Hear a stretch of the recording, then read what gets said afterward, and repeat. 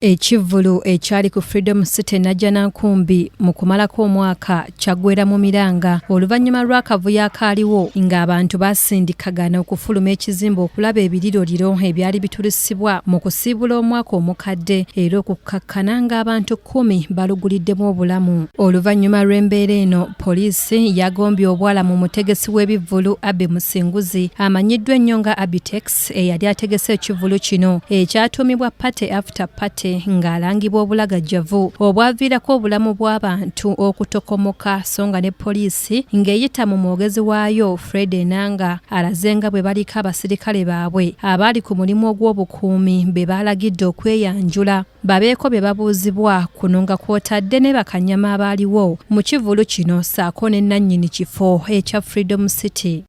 Mu ngeri y'emu nga tugaziya okunoonyereza tweyongedde okuyita nanyini kifo kino ekya Freedom City ne bamanager aba Freedom City abategesi abalala ab'ekikujjuko kino aba security ba masters ba MC ba asha ne ba bouncer abali ku mulimu kwolwo ne twongerako n'okuyita abapoliisi nabo tugenda okubuuza kajojijoji w'ebibuuzo abali ku mulimu ogw'okulaba nti bawanirira ebyokwerinda n'okukuuma abantu ku Freedom City ku lunaku olwo. Si buvunaanyizibwa kuba mu mateeka buvunaanyizibwa bwa poliisi mu mbeera yonna okulabika nti ekeepinga law and order ekeepinga n'obulamu bw'Abannayuganda mu mbeera yonna ebeekoze eki eguddewo. Twagadde okumanya ennambika y'obuvunaanyizibwa ku kifo ewabeera ekivvulu kyonna oba omukolo era munnamateeka Matovu Asuman agambye nti mu mateeka omuntu bw'apangisa ekifo poliisi ne nanyini kivvulu balina okuba n'obuvunaanyizibwa obwo. Nina nsonga lwaki nvunaana nnyini kifo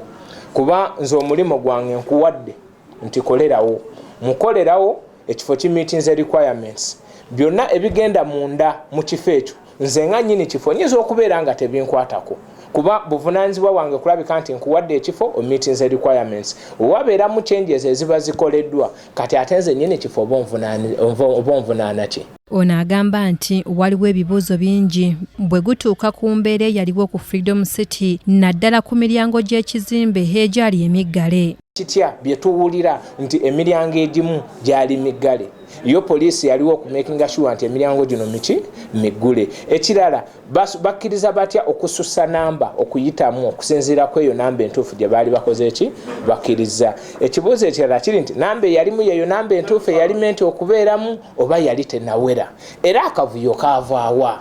So ojja kulabira ddala nti guno omusango gwetaaga okunoonyereza okulabika nti tutuukira ddala ku kinyusi obuzibu bwavaawa. Ayogedde ne ku muwendo gw'abantu omutuufu abali mu kivvulu ogutannaba kufulumizibwa okulaba nga ddala gwegwo omutuufu ogulina okubeeramu. Tugeze ogambye nti mu kitundu kino bwe kiti nsuubira okubeeramu n'abantu 2 naye enamba nekusukako n'oyingira abantu 3 kitegeeza omenye kiri eri kyoba otegezeza ababyokwerinda.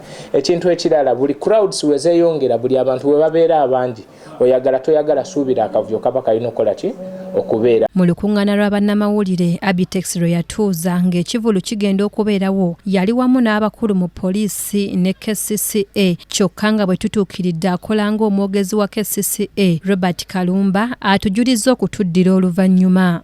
Omulimo gwe okusinziira ku mbeera eyaliwo ate kino kyakuzuukusa eri abategesi abalala ya poliisi ne bannyini bifo nti ebintu bino nga birina okubeerawo bintu bingi bye tulina okutunuulira kuba teri yali asuubira nti embeera bwete. Omulangira Junju Moses yakusakidde eggulire lino ku lwa KTV amalindirire.